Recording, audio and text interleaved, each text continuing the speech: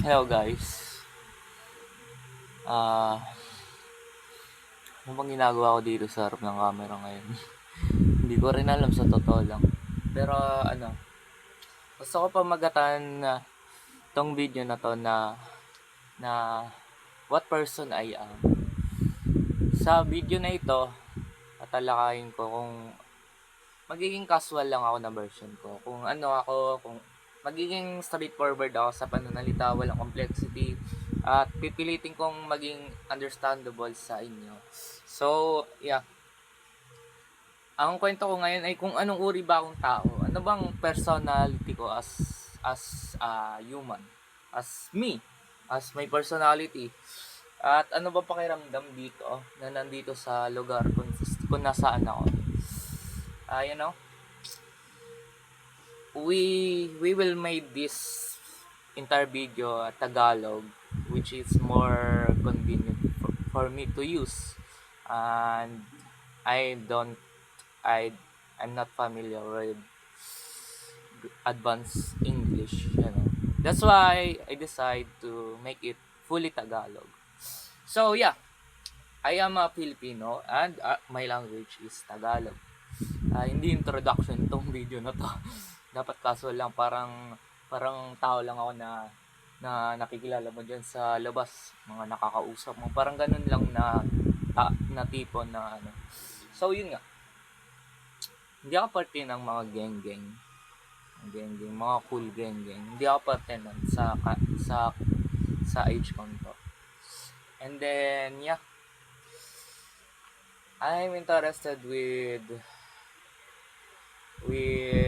gothic persona, with emos, with scene boys, scene girls, you know, kind of, you know, 2000 type 2000 type hip hop styles of, persons.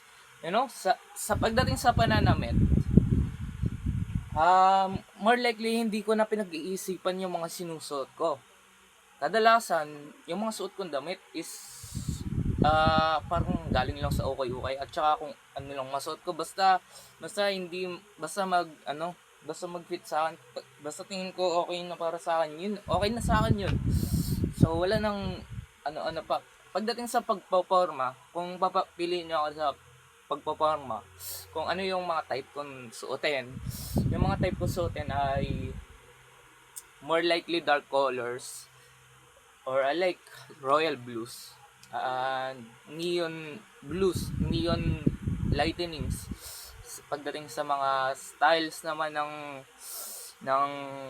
pananamit, gusto ko yung mga modern na visuals, mga modern design na itsura ng clothings, yung mga modern characters, like meron na nga ngayon yung mga nauusong brain rot creatures na damit eh.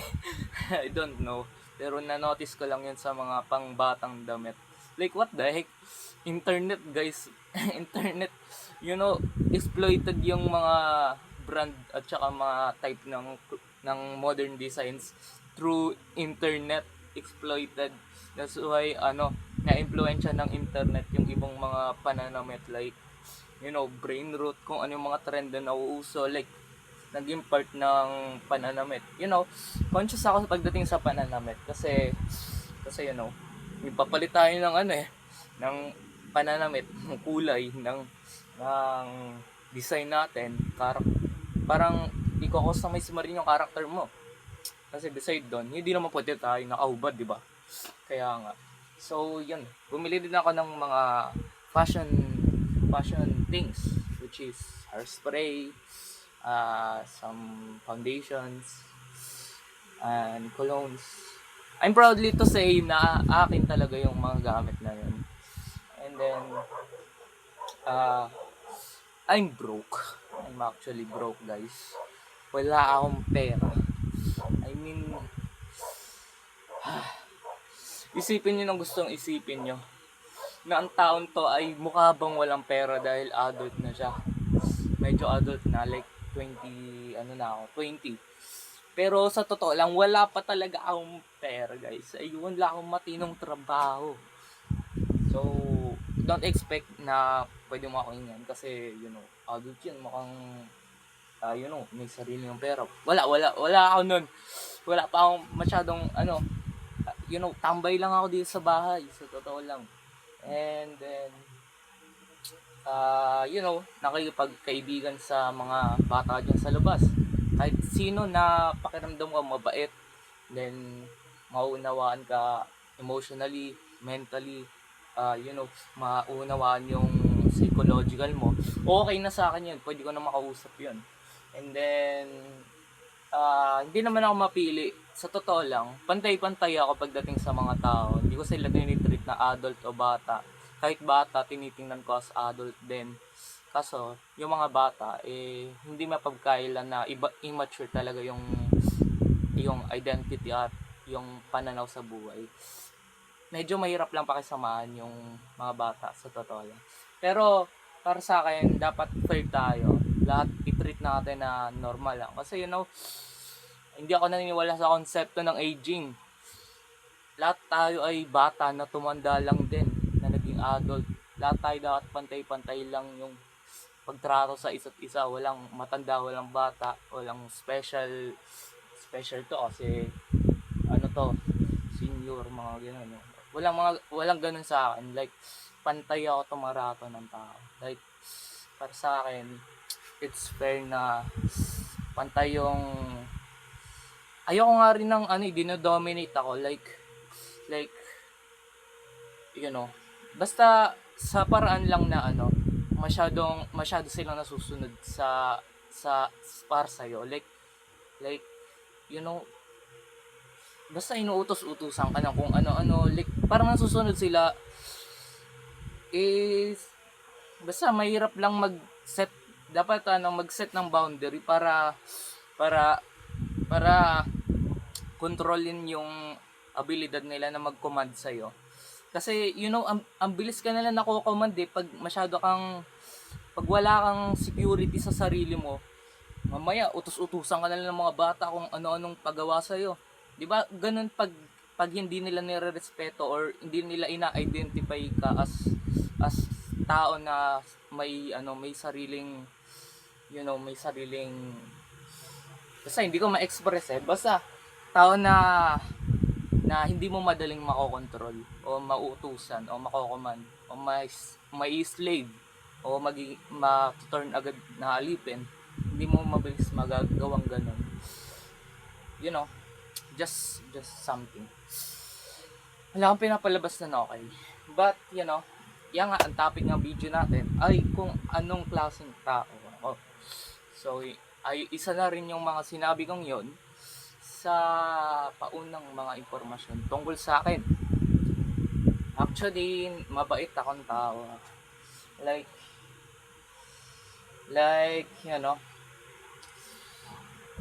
medyo okay lang sa akin na inuutos-utusan nila ako. Pero hindi okay sa akin pag wala ako sa mood tapos bigla silang masusunod tapos may papagawa sa'yo na gusto nilang pagawa sa'yo. Parang ganon.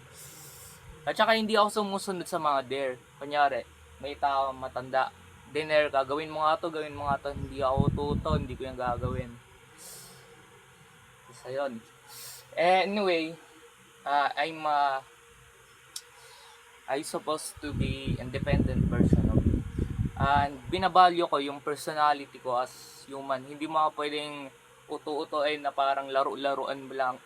You're not supposed to play with me and toy me as a toy or something na pwede mo i-command at paglaro-laruan, pagkontrolin using your words. No, hindi mo magagawang ganun. I'm not letting that kind of attitude and behaviors, I have my own, respect for myself and my own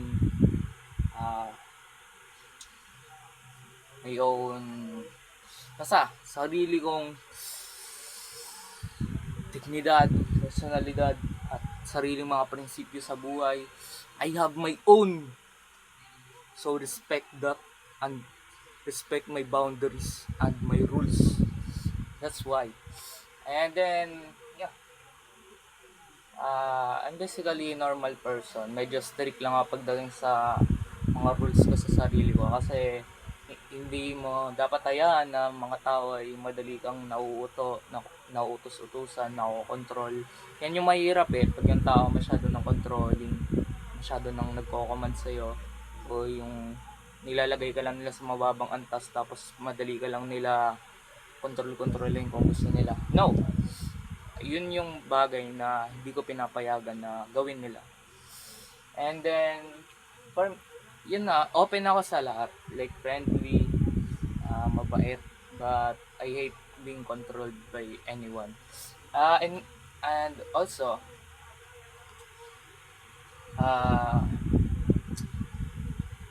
trying to think, is it only on me? But I'm trying to think as a person na serious na version ko. Binabalyo ko yung version ng character ko kasi yung character ko, nire-respeto ko yung character ko. Nire-respeto ko na kung sino ako as gumagana yung consciousness ko, as yung consciousness ko nire-write yung code ko bilang ganito akong tao. Like, nire-respeto ko kung ano yung natural na ako, kung paano ako naging ako, nire-respeto ko yun. Kaya kung yung iba hindi ka re-respetuhin, well, wala akong pake sa iba na yan. And then I hate being insulted too.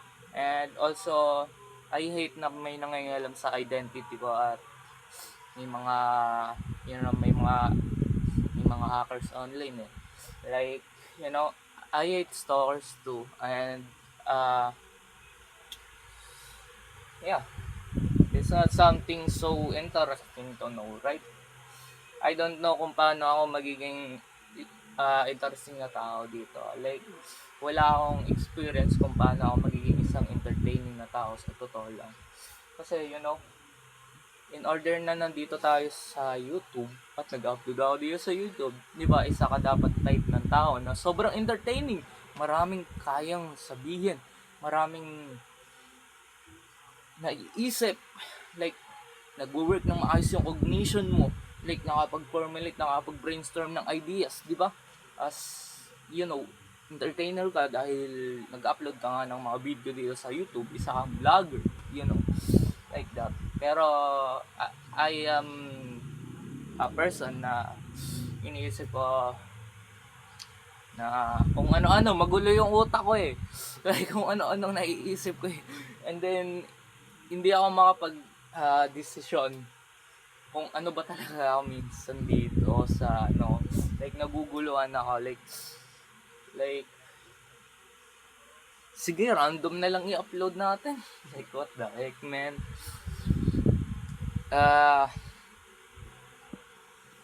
Yeah, I supposed to use pause pag mag-iisip ako kasi na-i-post ang video pag mag-iisip ako kasi putik, hindi naman ako unlimited supply ng knowledge Hindi naman ako unlimited wisdom na nakakapagsalita ng hindi napapagod at hindi nag-iisip ng pinagsasabi ko di ba?